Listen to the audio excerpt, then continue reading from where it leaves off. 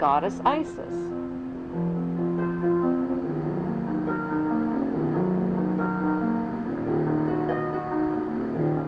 Selene's half-brother Caesarion finally returned to Egypt after 17 years in hiding. He searched for Selene and found her. He was now called Jesus Christ, a name with the same initials as his father, J.C., for Julius Caesar. He told Selene about his plan to capture his father's kingdom, the Roman Empire, which Emperor Octavian had stolen from him. He told her he would capture it not with weapons and armies, but by creating a new religion and transforming the Roman Empire into the Holy Roman Empire. Selene agreed to join her brother's spiritual revolution.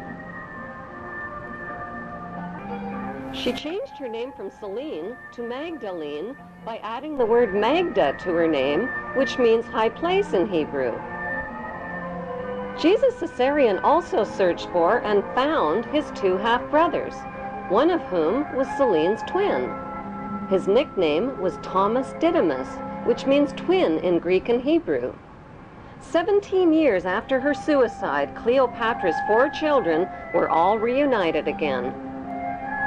Why are the pages of the Bible silent about where Jesus was and what he did for 17 years from the age of 13 to 30?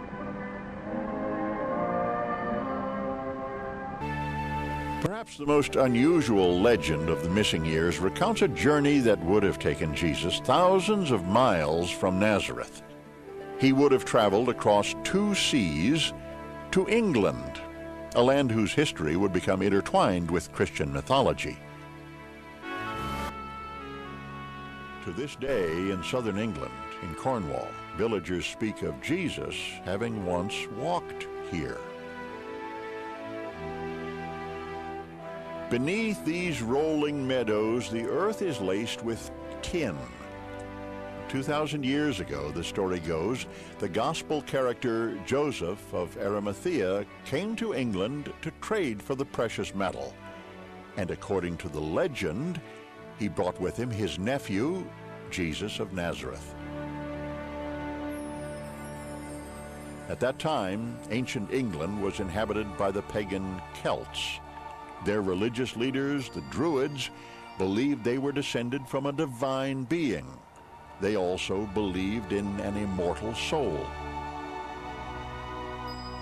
Some people in these valleys speculate that the Druids adapted their pagan religion to Christianity, not because they had heard stories of the Messiah, but because they had seen him.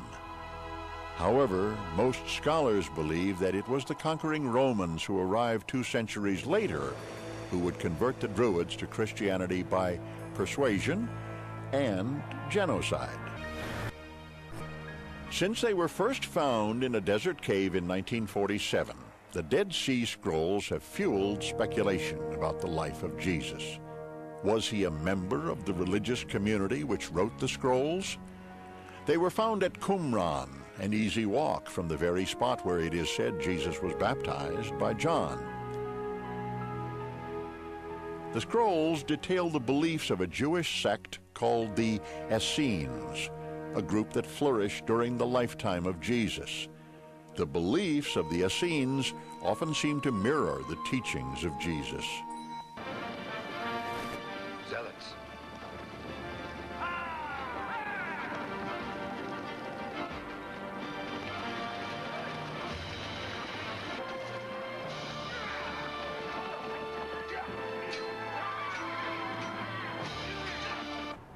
Jesus' band of revolutionaries included not only the Essenes, but a violent Hebrew terrorist group called the Zealots, who evolved into today's Zionists. We're going to a wedding.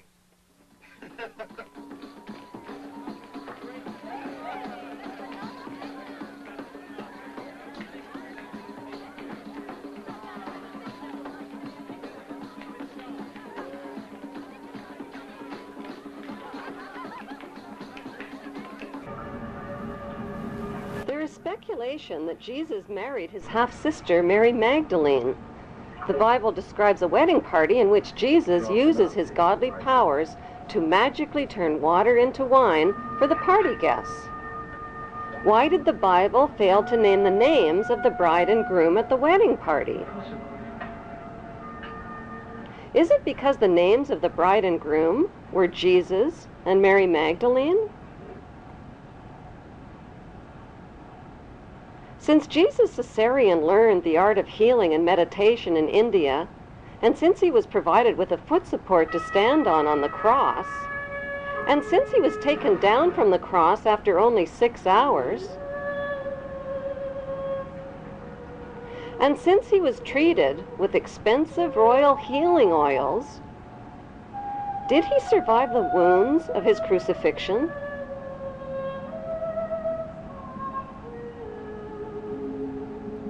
Since Jesus and his wealthy Hebrew relatives all knew about Jesus' arrest and crucifixion in advance, was it planned, along with stories of his resurrection, to convert the Roman Empire into the Holy Roman Empire? My daughter, my daughter. Like his father Julius Caesar, who was officially elevated to the status of God, Jesus Caesarean was not only elevated to the status of God, he recaptured his father's kingdom and expanded the Holy Hebrew Empire all the way to Great Britain and the United States of America. What then, little king? A review of royal genealogy charts confirms that today, Israel, Great Britain, and the United States are all ruled by descendants of the Hebrew tribes of Israel.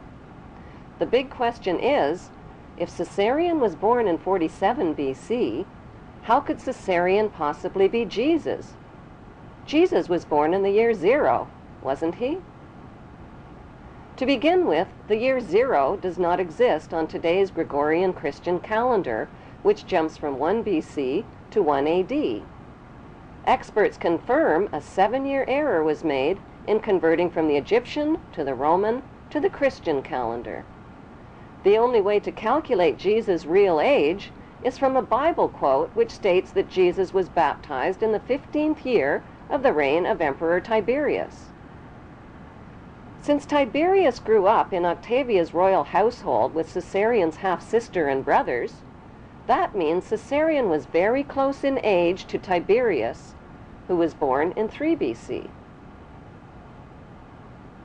By comparing important dates in the Jewish, Muslim, and Christian holy books, there is a margin of error of at least 30 years. So what proof is there that Caesarean's half-sister Selene is in fact Mary Magdalene? They were both wealthy, they both shared the same names, they were both Hebrew, and they both lived in the same place at the same time under the same Roman rulers.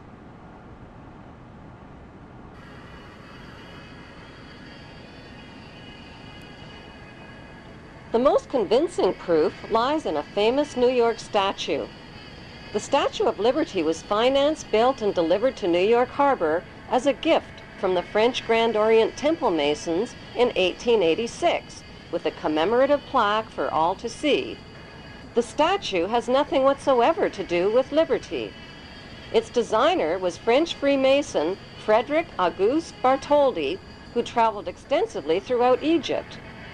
Bartholdi was silent about who the woman was that served as his inspiration for the statue, but there is only one woman whose face closely matches the uniquely masculine features of the Statue of Liberty, Caesarean's half-sister Selene. Bartholdi used the ancient busts and minted coins of Cleopatra Selene as his models in designing the Statue of Liberty. By comparing a digitized photograph of the Statue of Liberty with a bust of Cleopatra Selene, the matching identity of Mary Magdalene and Selene becomes clear. The lips, the mouth, the sharp jaw, the thick neck, the protruding ears, the prominent nose, and the masculine features are a close match.